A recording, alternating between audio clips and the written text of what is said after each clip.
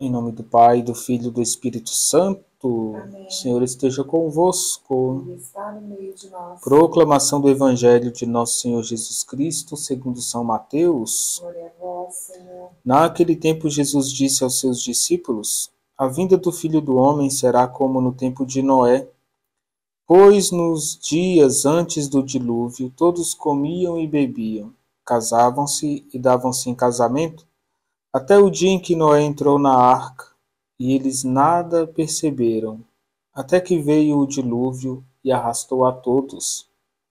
Assim acontecerá também na vinda do Filho do Homem. 2 homens estarão trabalhando no campo, um será levado e o outro será deixado. 2 mulheres estarão moendo no moinho, uma será levada e a outra será deixada. Portanto, ficai atentos, porque não sabeis em que dia virá o Senhor. Compreendei bem isso.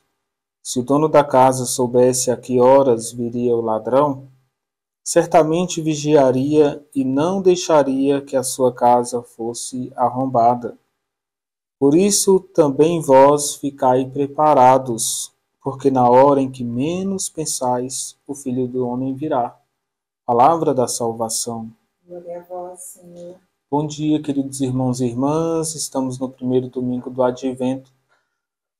Um tempo forte que Deus nos convida à conversão, à mudança de vida. É importante no Advento nós termos ações concretas para a nossa renovação, para a nossa transformação. O Advento é o tempo da espera, uma espera alegre e vigilante, porque Jesus está para vir. O Filho de Deus vai nascer no meio de nós e quer nascer no coração de cada um de nós. Seria importante nós termos momentos com Jesus Eucarístico, além da missa do domingo. O Advento é tempo de evangelização e você pode convidar mais pessoas para ir com você à igreja, para participar da missa. Advento é tempo de vigiar e de evangelizar. Jesus hoje ele tem 2 momentos importantes no Evangelho. Primeiro diz que a vinda do Filho do Homem vai ser como no tempo de Noé. Vai falar que Noé vai conduzir uma barca no dilúvio. Mas as pessoas não acreditavam, comiam, bebiam. Quando menos esperavam, o dilúvio aconteceu. Irmãos e irmãs, Noé traz uma espiritualidade muito prática para o tempo do Advento. Ele faz a vontade de Deus.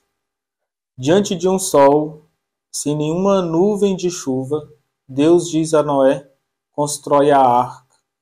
Gente, fé, muitas vezes, é ir contra a nossa maneira de viver e de pensar. Contra a realidade. Às vezes, pela fé, nós vamos remar contra a corrente natural do mundo. Porque a fé nos leva para além do natural, ao sobrenatural. E Noé é um homem de fé. Então, no Advento, nós queremos aprender com Noé a aumentar, a crescer a nossa fé e, na fé, obedecer aquilo que Deus pede, mesmo que contrarie o nosso pensamento. Ele não disse, não tem nuvem, o sol está forte, eu não vou fazer a arca. Ele obedece, contra todos os sinais. A fé deve nos dar certeza do agir. E Noé, ele não tem dúvida. Segundo momento da espiritualidade que Noé vai nos ensinar é deixar a barca seguir o seu caminho. Deixar que Deus possa conduzir a barca. Ele não se preocupa. Irmãos e irmãs, nós também devemos vencer a ansiedade e deixar que Deus guie a nossa vida, a nossa história, a nossa barca. Deixa Deus te conduzir. Não tenha medo. Irmãos e irmãs, no segundo exemplo, Jesus vai falar que o dia do juízo é imprevisível. Jesus recorda, o ladrão que se utiliza do fator surpresa para fazer suas vítimas.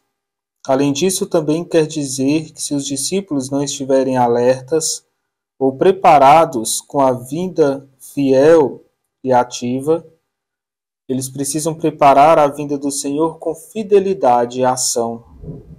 E a vida do discípulo deve ser fiel e ativa.